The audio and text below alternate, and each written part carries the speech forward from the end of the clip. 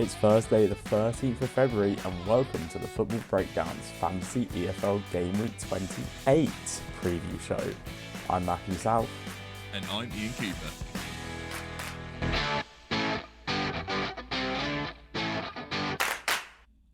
Yes, welcome everyone to the preview show. Ian, how are you doing?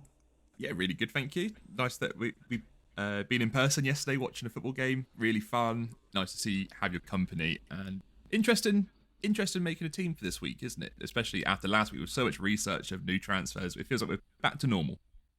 Yeah, nice to have a bit of normality in the world. No FA Cup in the way. A few doubles this week, but feels closer to just being able to stick to normality when doing one of these. I think talking about last week, I will start off by saying my pod picks from last week were absolutely shocking. I had 3 players that I suggested that played 0 minutes. Josh Griffiths wasn't selected as number 1. Wildsmith was instead. A bit disappointing. Tom McIntyre didn't come into the defence. Always a bit of a risk, but yeah, that wasn't the best one. And Tom Bloxham turned out to be out with an injury for a week or two. So he played no minutes for Blackpool either, something I wasn't aware of beforehand, and I don't think was public knowledge until Saturday afternoon that he was actually going to be out for a week or two. So I don't think there's too much I could have done with that one. And then the actual picks, well, Tommy Lee is just not introduced himself well to Bradford's fans, and he's only got 3 points in 2 games. They were pretty disappointed when he was starting the other day, which I think says a lot. Conor Truman did make a penalty save for MK Dons and got 10 points, and Lefay scored a goal and got 10 points. So, but listen, I will say that I know a lot of the pod picks we come out with, it was a transfer special. But I did just kind of want to say that, listen, last week, terrible. This week, going to aim to do better. And we're always trying to suggest players that we do put in our teams. And I feel like recently, I know myself, I've tried to suggest a lot of players that kind of don't end up in my team because I don't want to be talking about the same players week in, week out. But also then when I build my team, I want to build a team to do well and win. So it's trying to cross those lines. So this week I'm trying to come a bit more with players who are definitely in consideration for myself, not just talking about them for the sake of talking about them, but just kind of wanted to preface by saying, yeah, apologies. Last week I had a shocker in the pod picks, not in the actual thing. I only had 1 point less than Ian, and we are level. We're neck and neck in the league again. It was a solid 109 point return. Because like I'm saying, obviously we had the transfer special, so the players I actually picked last week, well, it was pretty much 10s across the board.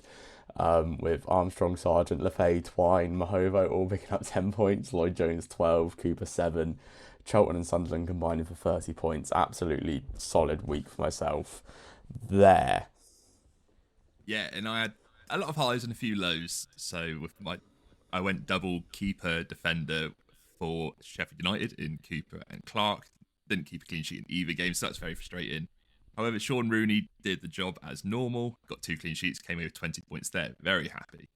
In midfield, had Albie Morgan, scored a goal in the first game and a couple of interceptions in the second game, so came away with 19 points. Very happy with his contribution there. And his midfield partner for me was Emiliano Marcondes, got 6 points in the first game and wasn't in the squad for the second game. So he got an assist for that first game. However, I never actually found out the reason why he was missing that second game. So unfortunate there. Wasn't to be expected. And my 2 strikers both scored 1 goal in the game week, and he still got an assist as well. And I captained him, so he got me 24 points there. Really happy with that. The real letdown was Norwich, so I had a Norwich player who didn't play the second game, and I had them in my team. They only got me 3 points over the 2 games, so I just really, really unexpected there. But thankfully, Bradford scored 14 points with 2 clean sheets there. So yeah, no, on the whole, pretty happy with that. 110 points, not too bad. Yeah, solid, yeah. And I think I forgot to mention, but if you were following us on socials, then you would have seen Macaulay Southern Hales was my sub-0.1 pick. He was pulled from the lineup, was injured on Saturday, so I replaced him with Lucien Mahovo, who did get 10 points. Who was fine. I was saying to Ian the other day, I had written down in my notes Hakima Doffin as another potential replacement, and of course he scores for Rotherham and gets 21 points on the week. So as always, flipping the coin between those two, and I picked wrong. So, but I mean, 10 points is fine. Can't complain too much with that.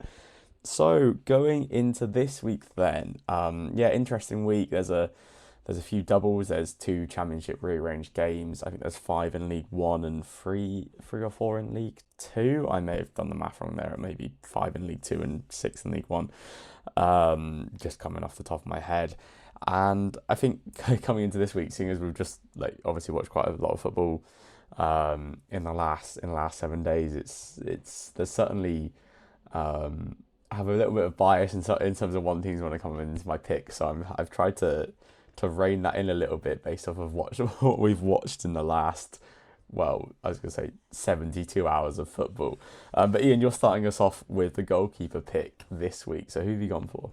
I am, and of course, in the championship there are double game weeks. So as always with the goalkeeper, I've had to pick one that is in the double game week, and I've gone for Freddie Woodman, and he's there for one big week. So Preston kept a clean sheet in their last game against Norwich, and Woodman scored 6 points for the result. However, the two games against Middlesbrough and Watford, Preston conceded a goal in both, and yet Woodman scored 8 points in total from save shots. So it just shows you that getting a double goalkeeper in does it sort of ensures you against the clean sheet rather than going for the one player. So I have picked this goalkeeper with clean sheets in mind, though. Woodman has 11 clean sheets in 30 appearances this season, which places him sixth in the league. The defence in front of Woodman is also performing really well overall this season, with the sixth most successful tackles and the sixth most interceptions in the Championship. Preston play both Burnley and Millwall at home. It's well known how Burnley struggle to score more than one goal in a game. I'd expect Woodman to collect a few extra points from saves as well. And the game did end 0-0 in the reverse fixture, and Preston only conceded an XG of 0.46 in that game. So it does bode well there.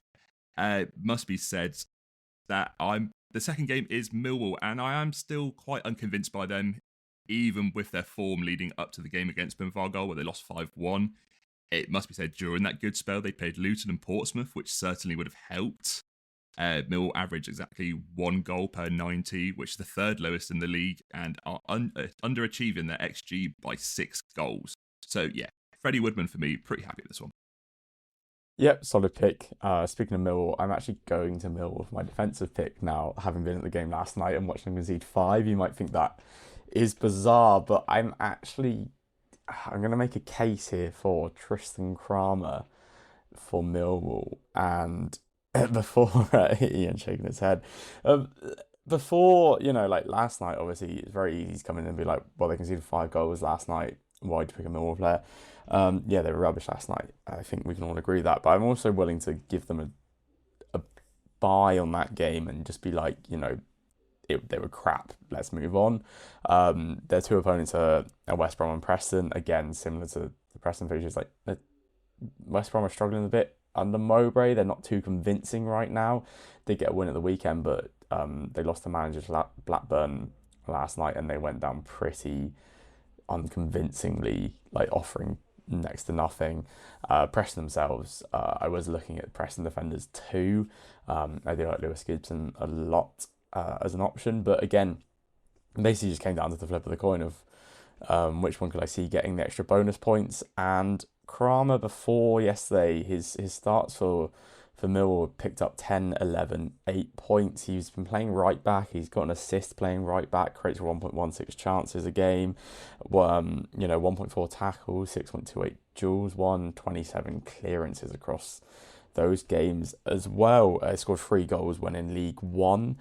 And it's one of those where I think it could be 2 tight games. I don't see I don't see them conceding 5 goals again. Like the last time they conceded more than 1 goal a game was Cardiff, Sheffield Wednesday, and before that we're going back to Norwich. Like it's only happened, in fact, like 4 or 5 times all season. So I don't think that's going to be something that becomes the norm for them. So I'm kind of happy to just kind of move on from that 5-1 yesterday for them and suggest Kramer here as an option. Yeah, no, that's fair enough. I'm looking at his aerial duels won just in the few games he's played for Millwall. He averages over 3 a game, which, as we know, aerial duels won means clearances. So it's a good avenue to go down, especially on the right back position. If the opposing team are trying to play like a cross field ball, it's more than likely going to end on Kramer's head. So that's where you sort of get your bonus points from there. So yeah, you should say that last night was a blip. When I say I'm unconvinced by them, I mean I do mainly actually mean going forwards. I don't really Yeah, doubt their yeah, defensive structure. So that's why last night was a bit of a surprise. So going for a defender for Millwall, yeah, no, I'd be happy with that. And moving on to the midfielder for the championship. So this is a new selection for the pod, but certainly not for the EFL.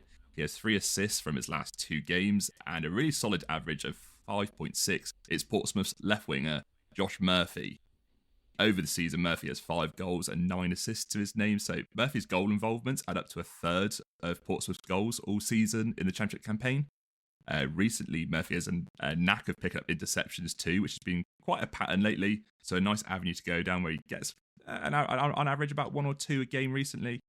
But at the end of the day, I am an EFL football fan and I love narratives that it provides. And this is the case for Murphy. He returns to the Kassam Stadium since controversially leaving as a free agent in the summer, signing for another promoted team to the Championship. After having quite a remarkable season in League One, in the reverse fixture against Oxford, Murphy got an assist for Mahoney's equaliser, and I can only imagine how motivated Murphy will be to put his mark on the game. The final point is Murphy averages 2.7 shots per 90, which is exceptionally high for a winger, and I just see this continuing for this game when he's really going to want to put his influence on it. yeah. I agree. Absolutely love the narrative going into that one. I think it's going to be an interesting game for Portsmouth. Definitely, they kind of got a good win in midweek, so they'll be hoping to keep on with that. Now, my forward pick, I'm also diving into the relegation battle, and I don't think there's going to be much surprise on your face when I tell you that I'm going for Ryan Hardy as the forward pick here. If you told me a few weeks ago I'd be suggesting Ryan Hardy as a forward pick on this podcast, I would have laughed you out the building. But listen, it's 5 goals in 3 games for the Argyle striker, including the game against Liverpool and the Sunderland game before that. He also managed to pick up an assist in Fantasy as his effort was turned into his own net by Patterson. So yeah, he's on a good run of points, good run of goal contributions. He's also the penalty taker. It's 3 penalties in 3 games for him. It's also 4 across the season. Listen, the 5 goals last night, while I said it might have been a blip for Millwall, I am kind of taking this as I just think Argyle are better than they were a few weeks ago, and while their momentum is so high, their confidence is so high, I think they're going to have to ride this forward. And you look at the 2 fixtures, even though they're away from home, they're playing Blackburn, who have just lost John Eustace. They may not have had him last night in their 2-0 win, but today it's been like completely announced. I think going to Ewood Park in a home game where there will be a bit more unrest around the situation is going to be a different story for them. I think Argyle will get at them, will frustrate them, and the longer the game goes on, the more I think it favours Argyle. And then the second game of the week is away to Luton, who are absolutely terrible right now, and I don't really see where their improvement is coming from. So you've got 2 games that I'm actually kind of favouring Argyle for. And Ryan Hardy, interestingly, playing kind of like on the right side of a front 3 for Argyle. It kind of creates different opportunities for him. Like when he's led the line this season in the Championship, he's really struggled because they're not stretching defences as much. So he's not the hold-up striker. He's not being able to get into the game as much.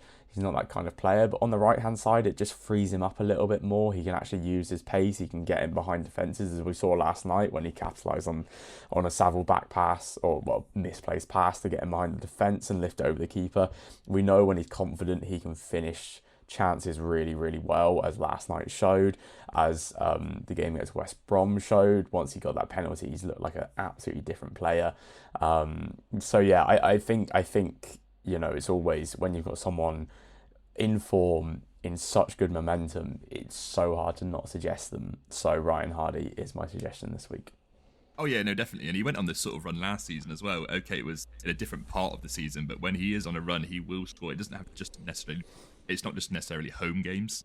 He can score consecutive games. Okay, I know he's scored a lot in consecutive games at the minute. We maybe won't keep that rate up, but he's definitely going to be dangerous coming into this double game week. Yeah, and probably worth pointing out as well, they were able to get him off the pitch just after the hour mark yesterday. I know like one worry could be fixture congestion coming into this. Well, listen, he may have played a lot on Sunday, but yesterday he scored twice and was off the pitch. So you'd think he's managed to save some legs going into Saturday, Wednesday. So I do expect him to play both games. I do expect, and I would be looking for him to get some contributions. So diving then into League One, and I will kick us off with the goalkeeper pick. Interesting this week. There's a lot of teams on the double game week have like one tricky fixture here or there. So trying to kind of work out who's best placed to pick this, and I've decided to go on one of my old favourites, who I've not actually put in my team in a while, pure because of injury and because of form, but he's back in the team. He played really well the other night in the EFL Trophy. It's Arthur Okonkwo for Wrexham. They have an away game against Northampton and a home game against Leyton Orient. Now, Northampton may have picked up their form a little bit, but they've blanked in 4 of their last 6 games at home. Wrexham at home have one of the best defences in the league, conceding just 12 goals in 16 games. Okonkwo himself, it's 9 clean sheets in 18 games. Clean sheet in midweek with some really good saves against Bolton in the trophy game, as I mentioned. He's just a really good keeper for that level. His confidence is back up. They interestingly did drop him. He had a bit of a knock. They dropped him for the away game to Crawley, and Mark Howard came in, but there's such a difference in class between those two goalkeepers that, listen, Okonkwo played in the EFL Trophy game the other night. This is later in the competition. This is not he's playing because he's the backup. He's playing because they want to win that competition. So he should be coming back in for these 2 games. The Orient game is kind of the worry because of how good they've been, but we've seen them get stifled by good opposition already recently. They are beating kind of everyone below them in the table, but they had tough games against Stockport where they didn't score, so Wrexham could be a very, very similar outcome to that. So Okonkwo for me is the one. Yeah, I had a feeling you were going to go Wrexham for the goalkeeper, so I steered away from that for my defender pick. So at first, I did look at Leyton Orient's Ethan Galbraith, who was having a brilliant season at right back, but sadly he's listed as a midfielder on EFL Fantasy, so I had to scrap that. So then I started looking at Wickham defenders, and they do have quite a selection of centre-backs. Sonny Bradley's serving a ban at the minute, so you've got other pairings like Declan Sucre, Joe Lowe, and Caleb Taylor, who are all possibility, but they have been rotated slightly. So I wanted to go for a bit of a safer pick, and I feel like it's more exciting. I'm going back for Luke Leahy. He's started every game in 2025, mainly being used as left back, but he's featured at right back, centre back of a back three, midfield, and also rarely behind the striker. He's a very creative player, averaging 0.18 assists per 90, as well as the same rate of 0.18 goals too. Leahy's also averaged over 1 shot per 90, as well as over 1 chance per 90 as well. Being listed as a defender, we also want to pick up points for clearances, where Leahy just averages just under 3 per match, but importantly, he's only conceded 17 goals in his 22 appearances. Wickham are part of a double game week facing Crawley and Bristol Rovers. Wickham have the best 7th best defence in the league, conceding just 1 goal per 90, where Crawley's attack has started to click, but throughout the whole season, goals and chances have been on the lower end of the league and have struggled against solid defences, recently losing 2-0 to Stockport, only managing 5 shots, with none of them being on target. As for Bristol Rovers, they do not travel away, failing to score in their last 3 games away in all competitions. Yeah, Leahy's a solid pick, especially that versatility of him. You can kind of hope to get a defender playing further up the pitch is always a good thing. Speaking of almost the reverse here, in a way, one player I did look out for the League One midfielder is Ryan Barnett. Again, I went Wrexham keeper, so I decided to avoid that one.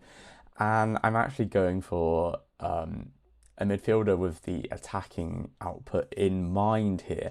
I'm going for Dan Kemp of Stevenage, and I haven't really suggested many Stevenage players at all this season. But I think Kemp's kind of gone a little bit under the radar. He's got 8 goals and 3 assists this season. He's their main outlet in a team who are sitting nicely in mid-table.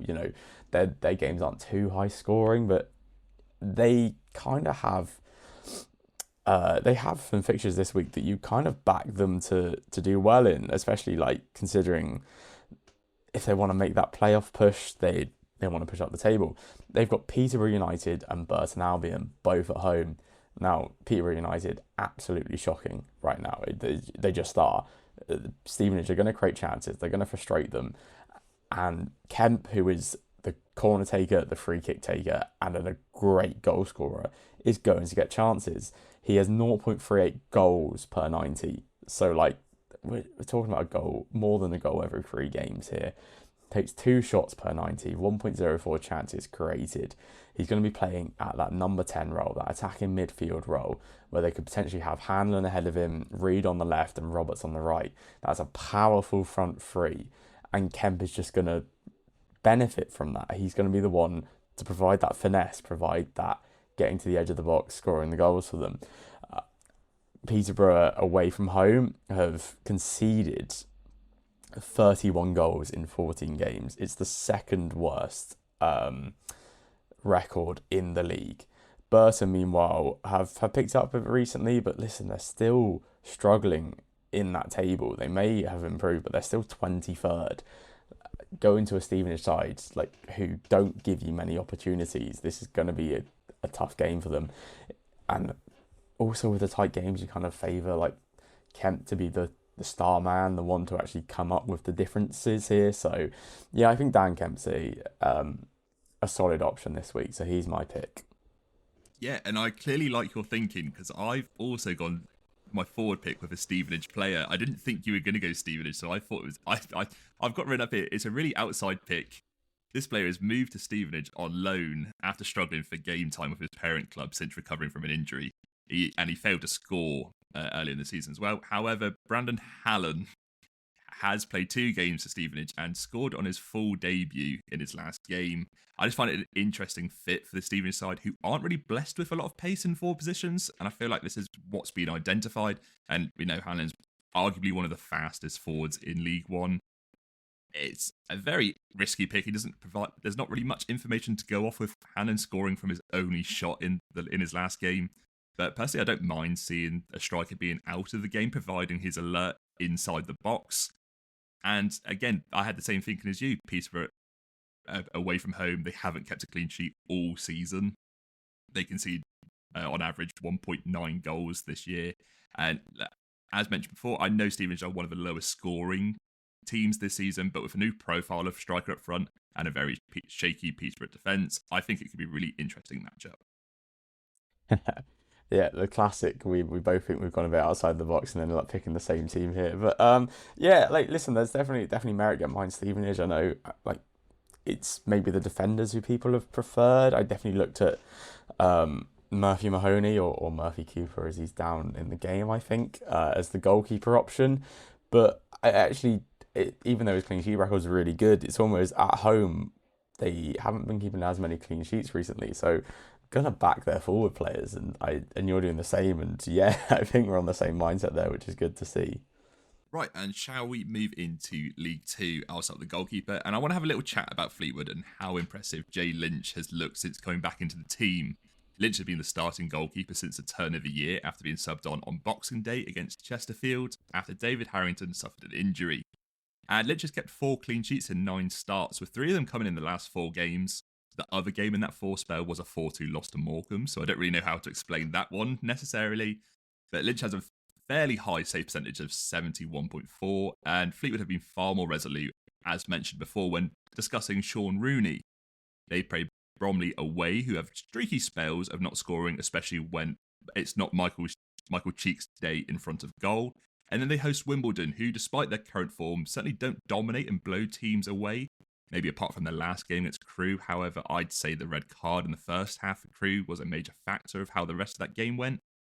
Both these games were close when they met before. Wimbledon narrowly won 1-0, whilst Bromley ended 0-0. So, again, promising results for a goalkeeper. Yeah, solid pick. Moving into the defence, I did float around the Sean Rooney idea, which just him a lot recently. Just really high points return.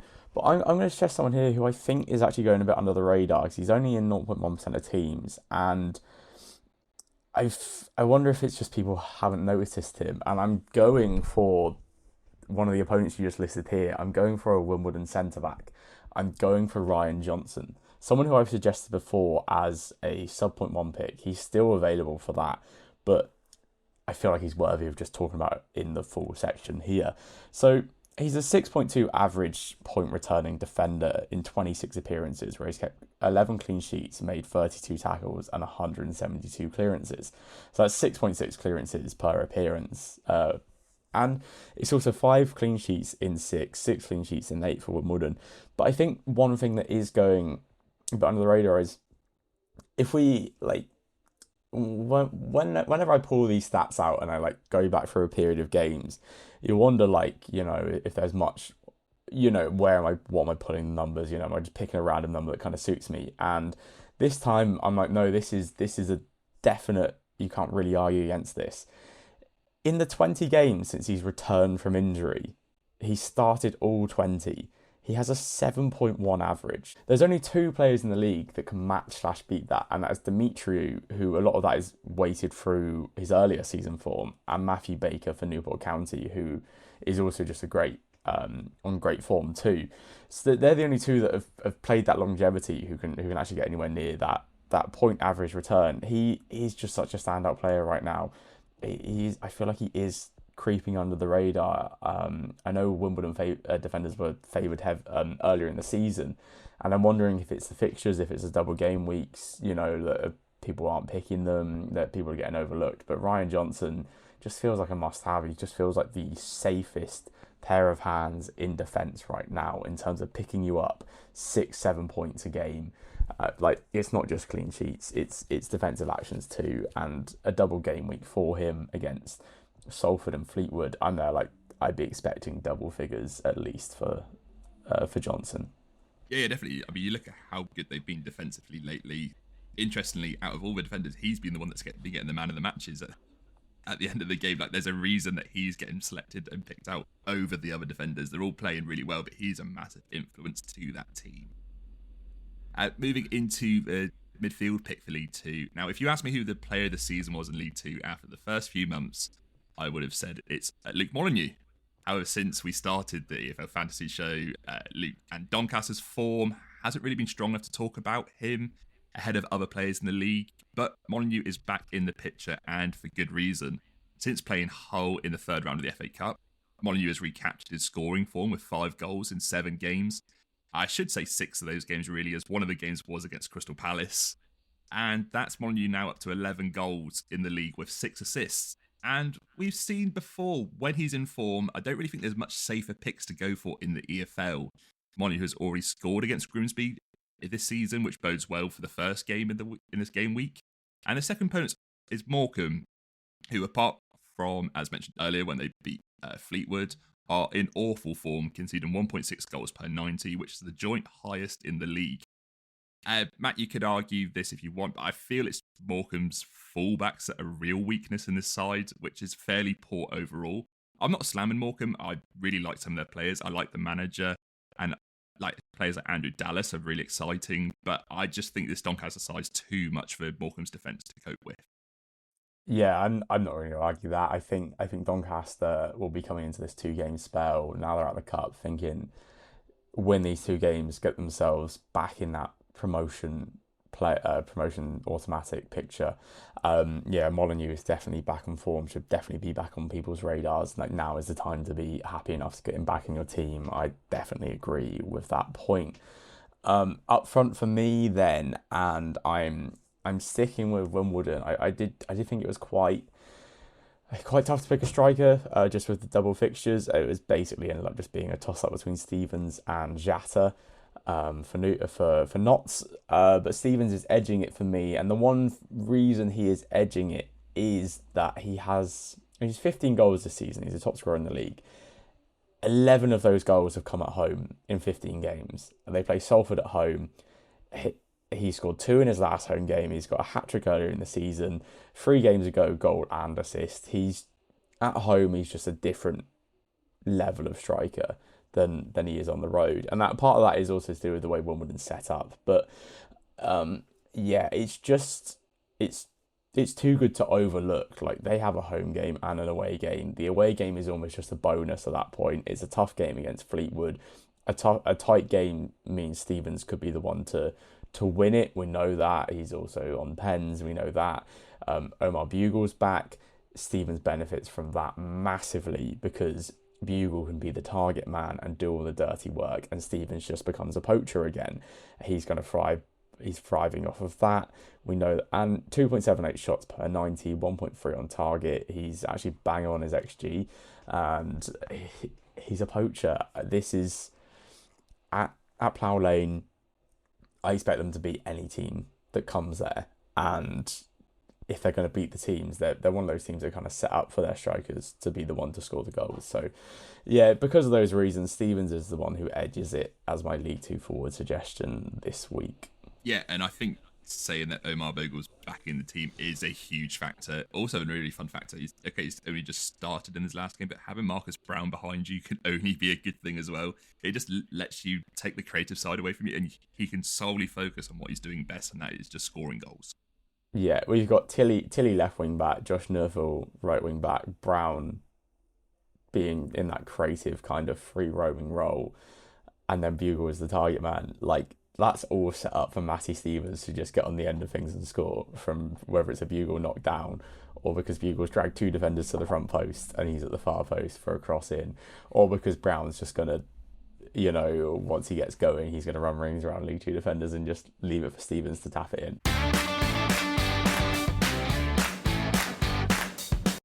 So, moving into our sub 0.1% picks, as always, myself and Ian are going to suggest a player who's been picked by 0.1% of players or less, and they have to be in our team for the week. You know the drill at this point. I think I'm going to start this week, and I'm going to suggest someone who we're both really massive fans of after just a couple of weeks, and it's probably no surprise to yourself that I'm going to suggest this player, seeing as I kind of mentioned yesterday I would be picking him. It's Nikola Katic for Plymouth Argyle. I mentioned earlier with the Hardy pick how I kind of favour their two games coming up this week. Katic is off the back of 14 points with a goal, 13 clearances, 2 blocks. He made 11 clearances against West Brom. He looks like he's going to be a clearance machine in the middle of that back three. Blackburn should provide the attacking opposition to just put that clearance number through the roof. And again, Luton are going to want to win. They're going to be putting balls forward, and we've seen recently that any ball that gets near that box is going to be headed away by one of the back three. So I'm just going to pick Katic to do it here.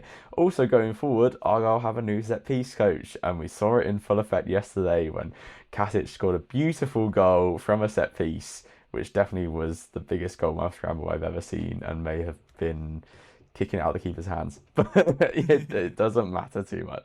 But because of that, you just feel like, in these sort of games, the way Argyle kind of play, there's going to be more balls in the air. If they're going to get corners and free kicks, we've noticed the corners and free kicks all go into the box. We've also noticed throw-ins are going into the box now as well. The centre-backs are happy to go up for those, try and win flick-ons. I just feel like it's just leaning towards me picking one of the defenders, and Katic is the one I've gone for. I mean, I could make a case for the others as well, but I think with his points returned so far, it makes the most sense. Yeah, before jumping the gun here, not only are we tied on points in the league, I have a sneaky feeling our teams going into this game week are going to be very, very similar. However, the one difference maker that I think I have is a player that I held back from my League One forwards in order to pick him in my sub 0.1 pick, and that's Burton's forward, Roman Burrell. He's a sort of player that Allison's probably won't have come across, and there's probably a good reason for this. He's playing for Burton, who really looked dead and buried in the first half of the season. But since the start of 2025, Burton looked much better, and so is Burrell's form. Burrell has scored 6 goals this season from 16 appearances, but they've all come this year. He's also never started a game for Burton until December, so it's having a really big impact and a key reason why Burton put themselves back in a fighting chance of surviving relegation. Burrell's underlying data does underwhelm slightly. His quality of passing and dribbling isn't really particularly strong with the ball, But despite this, he has 2 assists to his name, and his shot conversion is very impressive, with those 6 goals coming from a total of 17 shots. Yeah, I believe a message I sent to you on Saturday when he scored again was, "Where has Burrell even come from? He looks class." And yeah, it was only a matter of time before one of us suggested him. So yeah, no, yeah, I feel like you know my opinion on him. I feel like he's just one of those players who just looks like he's made the step up into that starting striker spot for Burton really, really well, making it his own. His goals could potentially be the difference if Burton were to stay up come the end of the season. So he's going to need to keep firing them in. But yeah, that's a very, very cool pick, I think. So do you want to run me through your team then? Yeah, sure. And I will start off by saying I've got Freddie Woodman in goal. I've gone for a back 3 of Luke Leahy. I've got Nikola Katic as well. And I've also, instead of going for Sean Rooney as normal, I have gone for his partner, James Bolton. He's been on the score sheet twice recently. His clearance numbers are fantastic, especially playing in the middle of the back 3. It just really does increase your likelihood of getting those clearances. Midfield 2, I have gone for Luke Molyneux. And I have also gone for Dan Kemp as well. And then up front is my sub-0.1 pick, Romant Burrell. Very, very nice. Yeah, we are, well, we have some of the same picks, but we do differ on a few. So in goal, I do have Arthur Okonkwo, and then Katic, Ryan Johnson, and I have gone Sean Rooney in my defence. Yeah, I mean, I couldn't suggest him as my league 2 picks. I went Johnson, but yeah, I kind of flip up between one of the Fleetwood's lads. But yeah, I'm gonna go Rooney. For now, my midfield is exactly the same as yours. It's Molyneux and Kemp, and my striker is at the moment Richard Kone. Wickham are on a double game week. I'm not 100% on this just yet, but yeah, of all the strikers on a double game week, I feel like he's the one that I'm kind of preferring at the moment. Moving into the final section here, this is our teams to win section. And then, as always, myself and Ian will place a £5 bet on our 2 teams to win their first game of the game week. We have a little head-to-head running, but we've hit on a dry patch recently, so let's hope to turn that around. And as always, that part specifically is for over 18s only. Please gamble responsibly. Ian, who are your 2 teams to win this week? So the first team I've got up is Wycombe Wanderers. Their first game is Crawley away. So I'm really banking on the away points there. And then the second game is Bristol Rovers. I'm pretty confident on the Bristol Rovers game. I wish that was the game that was in the bet. However, I have got Bristol Rovers opponents in the next team. I've got Burton Albion. So I've gone for Burton Albion and Wycombe Wanderers. My £5 bet there returns me to £26.88. Very nice, very nice. Yeah. My 2 teams are, I've gone Doncaster Rovers. Grimsby is the game in the bet. We kind of said under Molyneux, we thought they've been improving recently. They look better as a whole. I'm willing to take them this week. Second game is away from home, so there's potential away points there as well. But I think they should just be too good for Grimsby on Saturday as well. My second team is a risk, but it's one that I'm going to take because of the double away game week.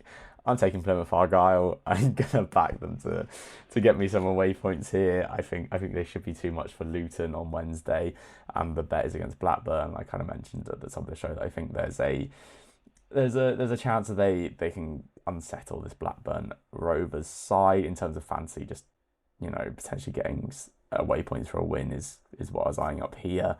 Unfortunately, it does mean I have to bet on them to beat Blackburn, but the £5 returns £42.15. So if that comes in, I won't mind too much. Yeah, no, I should have seen that coming, that you're going to put that pick, especially when you talk about Ryan Hardy up front and then you've gone Katic as your sub-1 pick. It makes sense to then also go along with your thinking and then pick the team as well. Yeah, it's very nice to be talking about Argyle on the podcast once, but yeah, I'm kind of hoping that it all doesn't come crashing down in 2 days' time. So that brings us to the end of the show this week. Please do follow us on the socials to keep updated of any team changes we make before the weekend, and just to engage with our any football chat as well. We are on X at FBBD Pod. We are on Bluesky at Football Breakdown. Thank you, Ian. Thank you, Matthew. And take it easy.